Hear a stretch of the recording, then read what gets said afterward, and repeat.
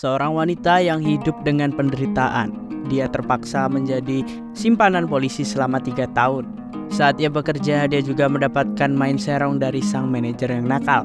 Bahkan, ia pun diincip oleh pemilik utama Toserba tempat ia bekerja, Kamadora 2022. Dimulai dengan diperlihatkan dua pria, mereka membawa sebuah kantong. Aksi tersebut dikomandoi oleh seorang yang sangat misterius. Ia memakai hoodie, tapi sayang mukanya tidak terlihat. Lalu scene pun beralih kepada seorang wanita cantik bernama Jessica. Kita panggil Ica aja kali ini. Dia tinggal di sebuah kosan kecil milik Bu Adeng. Mereka hidup dengan rukun. Ica juga dekat dengan anak ibu kos itu. Ia masih SMA yang bernama Abner. Ica yang ceria tak pernah menunggak bayaran kos diperlakukan dengan sangat baik. Bahkan sudah dianggap seperti anak sendiri. Setiap hari sebelum bekerja, Bu Adeng selalu menyiapkan makanan untuknya. Dan setelah sarapan, Ica pun langsung berangkat kerja. Ia kerja di sebuah department store yang sangat besar. Sambil merias wajahnya, ia menyempatkan diri untuk bergosip dengan dua temannya.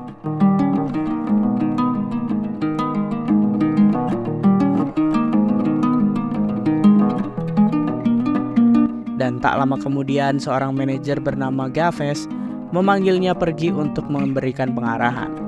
Saat sedang memeriksa rak pakaian, dia melihat ada seorang wanita yang mencurigakan. Sebut saja Ratni. Nah, si Ratni ini terlihat selingak-selinguk dan memperhatikan sekitar di areanya.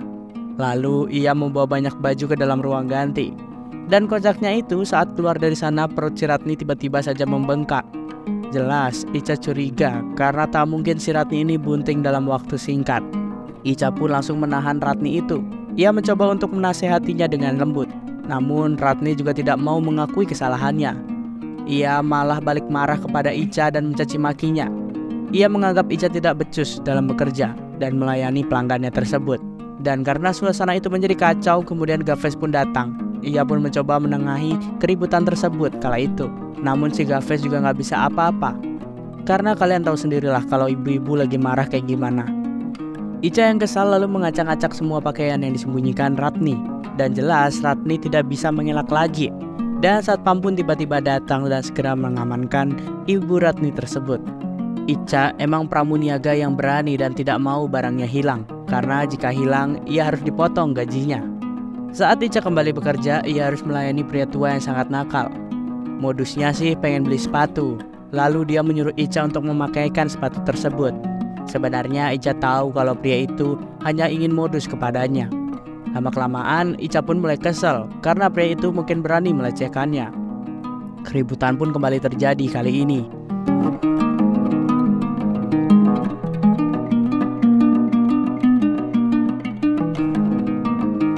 Ica benar-benar ditegur oleh si Gaves.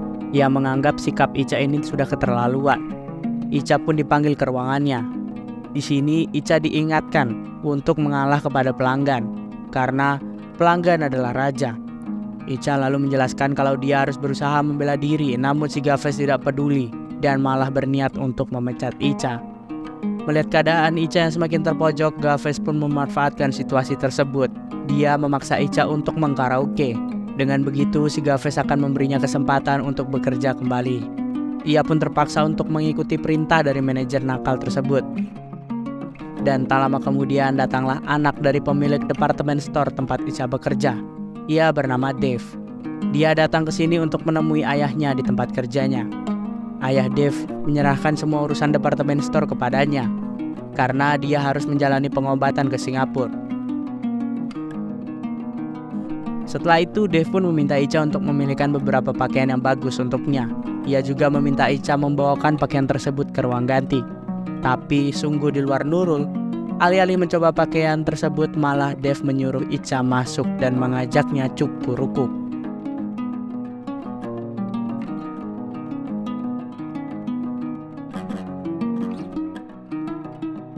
Malamnya departemen store pun tutup.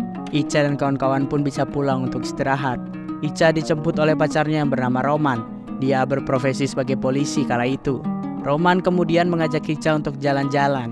Namun Ica menolaknya karena ternyata Roman telah mempunyai seorang istri.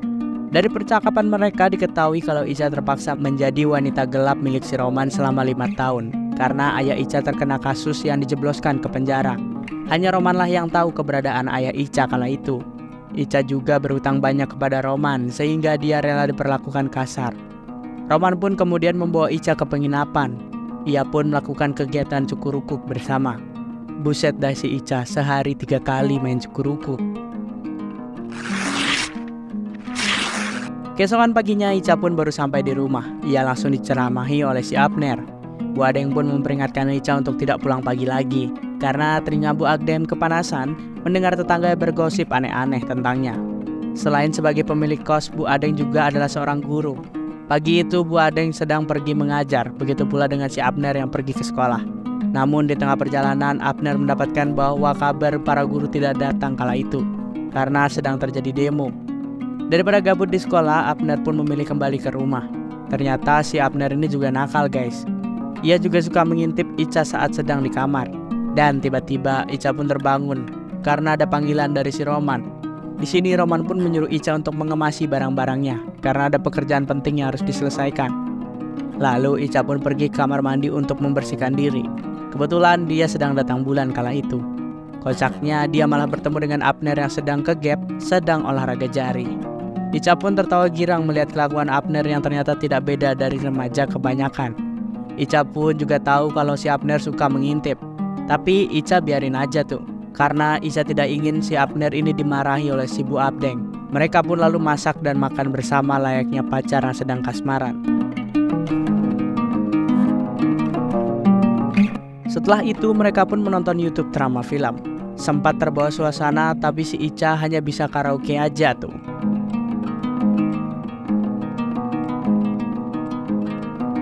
Belum juga selesai, Bu Adeng malah datang dan membuat mereka mengakhiri semua kegiatan tersebut. Ica kemudian mengemasi semua barangnya dan berpamitan kepada Bu Adeng. Ica beralasan kalau dia dapat pekerjaan mendadak dan kemungkinan tidak akan pulang ke kos ini lagi. Dengan berat hati, Ica pun meninggalkan Bu Adeng yang sudah dianggap ibu sendiri.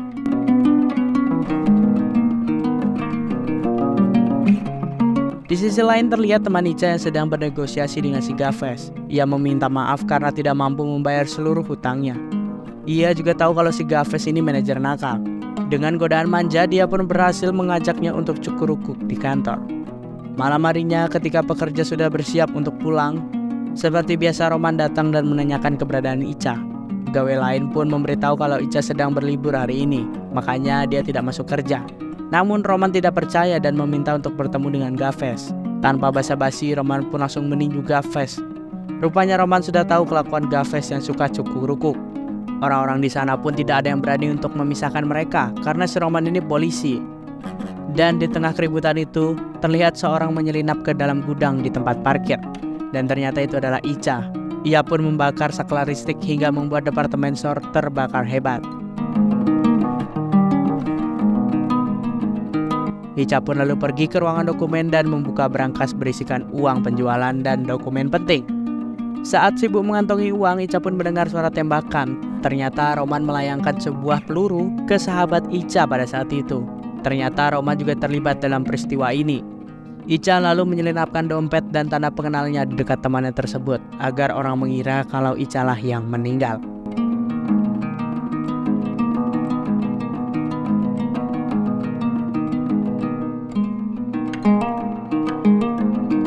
Adegan pun beralih ke masa lalu Ica saat pertama kali Ica bertemu dengan Roman. Diketahui Ica terlibat dalam sebuah kasus pembunuhan dan polisi pun menangkap ayah si Ica. Roman yang kasihan kepada Ica mengajaknya pulang ke rumah. Ia pun diperkenalkan dengan istri Roman yang bernama Monica. Agar diizinkan tinggal di rumah, Roman beralasan kalau Ica adalah keponakannya. Selama 2 tahun hari-hari pun diderita Ica. Hingga suatu saat Monica pun memergoki Roman dan Ica yang sedang bersama di kamar. Jelas Monica pun langsung marah dan langsung mengusir Ica dari rumah itu. Ica pun yang lontang-lantung di jalan dibawa Roman ke tempat aman. Tempat tersebut merupakan tempat tinggal sementara para saksi kunci dan korban yang diamankan polisi. Ica pun diperlakukan dengan sangat baik. Ia pun belajar bela diri hingga cara menembak. Inilah titik balik kehidupan Ica. Dia membulatkan tekadnya untuk membayar hutang kepada Roman dan segera menemui ayahnya. Adegan pun kembali berpindah kepada Dev yang terpantau sedang main kartu. Keberuntungan sepertinya sedang berpihak kepadanya. Namun musuh Dev jelas tidak terima dengan kekalahan yang dialaminya.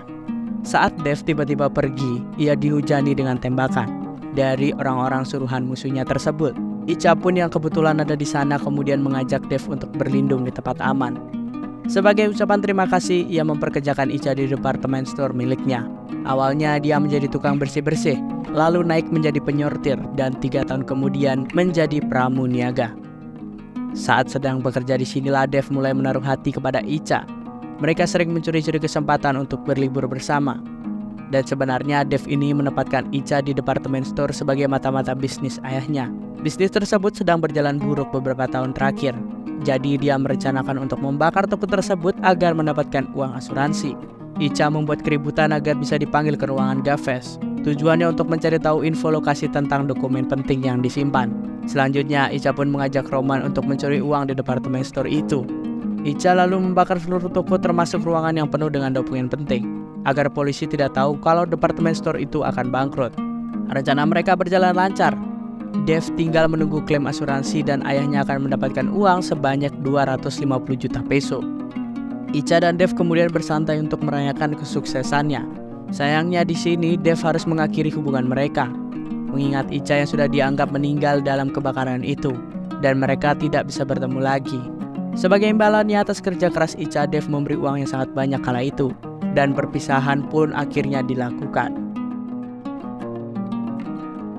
Beberapa hari kemudian, Icha pun bertemu dengan 2 orang laki-laki di awal film tadi. Mereka membawa kantong yang ternyata isinya adalah Roman. Icha sengaja menyuruh orang lain untuk mengeksekusi Roman sebagai pembalasan atas perlakuan buruk yang ia terima selama ini. Dan film pun berakhir.